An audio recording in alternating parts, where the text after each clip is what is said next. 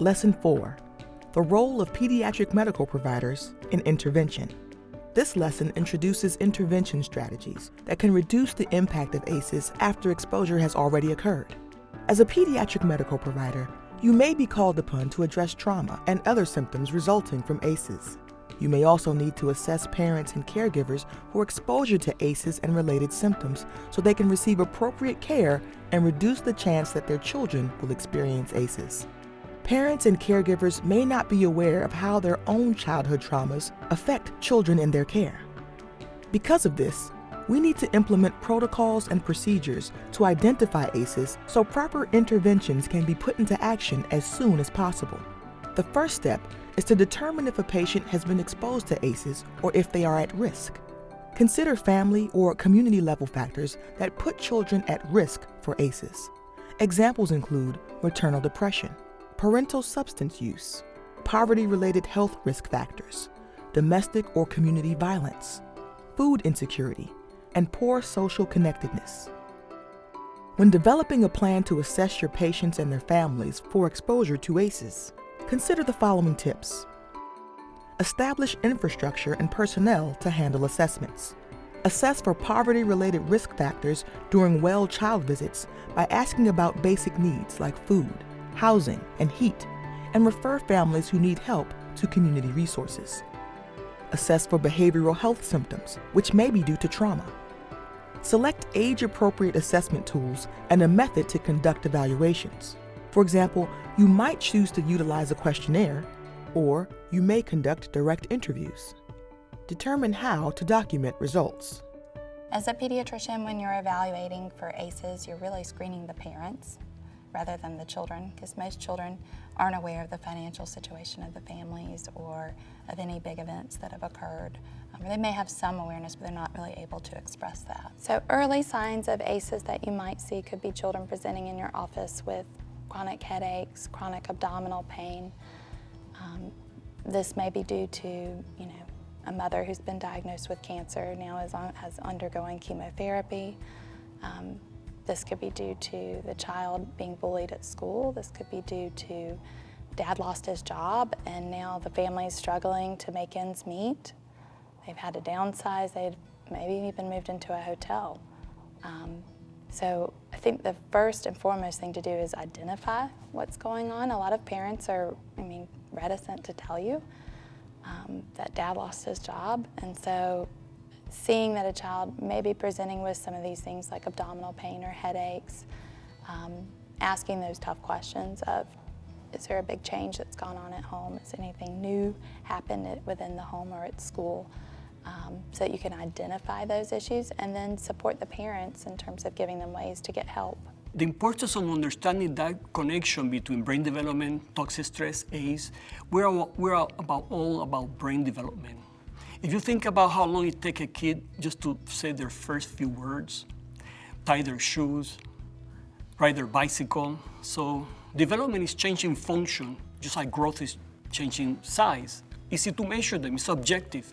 But function is a little bit different. Language, communication, problem solving, adaptation to the environment. So these are functions that evolve over time, and they're so much dependent on the influences of your environment.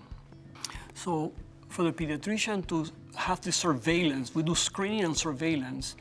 Every visit, in my opinion, should be a visit about autism. It should be a visit about child abuse. It should be a visit about toxic stress. Every opportunity. We have been operating in the acute care model. Pediatricians have been slowly learning to practice in the chronic care model for attention deficit disorder, obesity, depression, anxiety. Now we need to pay more attention to toxic stress. If you find evidence of ACEs, you'll need to take further action. First, reiterate that the family is in a safe, non-judgmental space where everyone is working to ensure the health of the child. Consider whether or not your patient is experiencing symptoms and if they need assistance. Be prepared to provide referrals and a list of resources available within the community. Keep in mind that ACEs are not deterministic. Because of the complex interplay between risk and protective factors, some people who have experienced ACEs may be healthy and happy, while others may experience negative outcomes. Take time to consider how ACEs may or may not be affecting your patient and their family members. If a referral is needed, you may consider making referrals to mental health providers or other medical specialists, community organizations, parenting classes, family support groups, and other resources you've identified in your local community. Referrals to intensive parenting programs may be necessary. In some cases, it is possible for a pediatrician or other dedicated staff to provide counsel and support to parents to help them make different decisions about parenting. You'll find information and guidance about how to have this type of discussion in the resources section. Start by referring patients and their families to organizations that you or your practice knows well. It may help to create a list of community resources available in your area. As your patients and their families utilize these resources, ask for feedback so you can ensure that your referrals link patients and families to the best available services.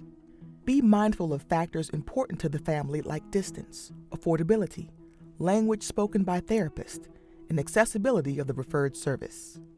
Remember that parents and caregivers may have experienced ACEs themselves.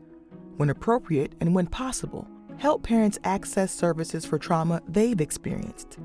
It is also recommended that you work with parents to develop a coordinated care plan. This plan may involve ongoing monitoring and assessment of intervention impacts to ensure that the child is making progress and is no longer at risk for or experiencing ACEs. When we make referrals for families who have been affected by ACEs, I usually will involve my nursing staff to help do a follow-up call several days later to make sure that the family has contacted the psychologist or the counselor or the psychiatric facility, because oftentimes they need that follow-up call. If I know that a family is undergoing a tough situation or a child's been dealing with ACEs, I'll also, say, okay, let's recheck your headache in 4 to 6 weeks. We're also going to check in and see if you met with the psychologist, how the counseling's going, to see if you're feeling any better.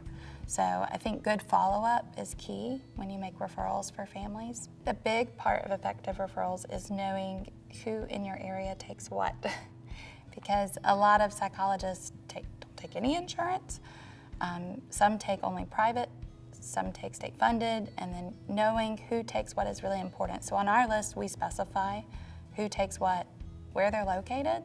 For some families, transportation may be an issue, so they can't drive 30 miles to go see a psychologist once or twice a week. So it's important to make sure you have locations of the providers, the insurance, if they take it, what they take. That just makes the process a lot easier for the family. As you know, medical providers are mandatory reporters and must adhere to reporting requirements where they practice.